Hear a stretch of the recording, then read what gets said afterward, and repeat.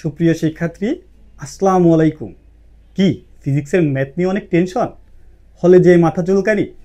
আর নয়, খেয়াল করো, এরকম একটি কোশ্চেন আসে প্রায় ইউনিভার্সিটিতে।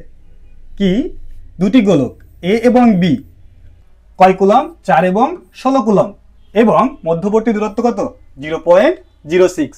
কি ম্যাথ কি অনেক বড়? যেতে হবে শর্টকাটে।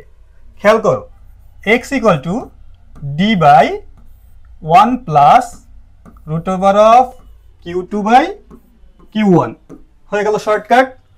তাহলে দূরত্ব কত দেওয়া আছে? 0.06 হয়ে গেল 1 প্লাস Q2 16, Q1 4, 16/4। এটা করো, তাহলে কত হচ্ছে এখানে? 4 4 16, তাহলে √2। খেয়াল করো, √4 0.06 আর 1 প্লাস 2 কত হলো? একবারে যদি লিখি তাহলে হচ্ছে কত? 3। তাহলে 0.06 ডিভাইডেড বাই কত? 3। কাটাকাটি করো, 3 দুগুণি কত? 6, 6 না?